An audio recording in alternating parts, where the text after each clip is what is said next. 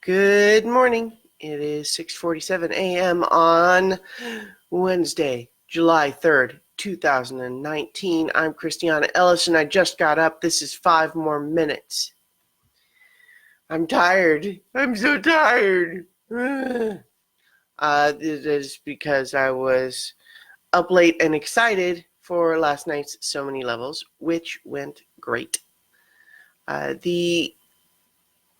The part of what I was thinking I wanted to talk about today, though, is how it is a common, one might even say normal, emotional reaction when you're very excited about something and looking forward to it and putting a lot of emotional energy into planning for it. It is common when it's over to experience a come down effect from that. And it can feel a bit like, just that the withdrawal of those endorphins in your brain can feel a little bit like, oh no, something's wrong. I'm disappointed. Was it not as good as I thought? These sorts of thoughts can come to mind. And so I'm mentioning this because I did go through that last night, but because it's something that, I try to be aware of when I see, get mental patterns like that. It's like it's always trying to take a moment and to say, hey, wait, hold on, hey, this is an ordinary thing. There's some chemistry going on here. And I'm not complaining. And, this is not like, I don't want anyone to feel sorry for me, because the whole point here is to say this was a chemical effect, not real.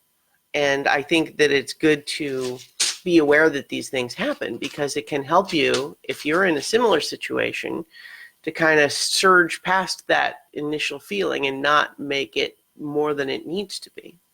Because I feel much better about it now, but there was a moment when I was trying to get to bed where my brain was just a little bit confused by this process of being in a high energy, excited state and trying to transition back to relaxed, ready to go to bed state.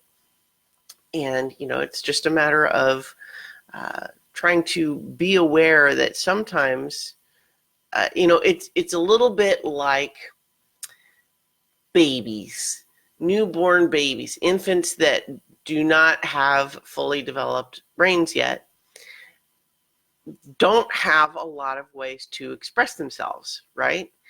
And there's sometimes there's going to be things where they just don't really understand what's happening.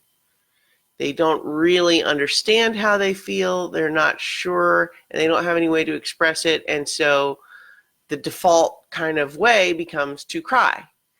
And it's a little bit like with little kids, where you'll see this sometimes if you watch little kids, like when they don't necessarily know if they're being observed, like if they're running around and they trip or something and fall over, and you'll see that moment where there's sort of a delayed response of like, wait, what just happened? Am I okay? Is this all right? Am I okay? How do I feel?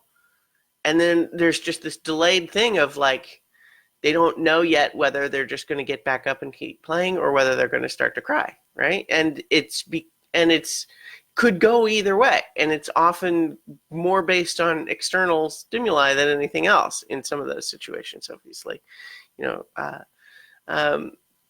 And I think that that's true of all of us. Even when we get older, we're just better able to recognize the various little signals that we get. But I think it's very common for all of us to experience moments of confusion where our brains are kind of processing multiple things at once, and it's a little bit uh, uh, you experience moments where you're not sure exactly what you're feeling. It's hard to describe it or whatever. And again, last night was great. I'm not saying anything was actually wrong. It's just a matter of talking about being able to try to recognize those transitional moments ahead of time, understand that they might come. It's just like I've talked about before, where sometimes with degrees of social anxiety, you can have some event that you're excited for. You're looking forward to it.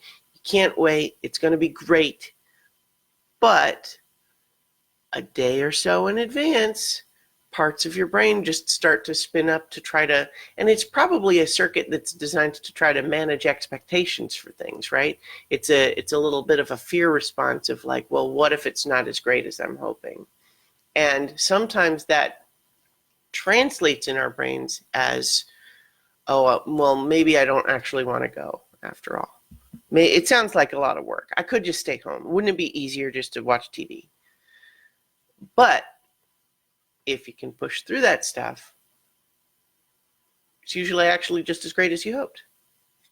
And just the same way here, as I experience the endorphin rush of a great D&D session, but then my brain is transitioning back down to the more relaxed state, there can be a moment where my brain is just recognizing the change of like, wait, everything was so great a minute ago.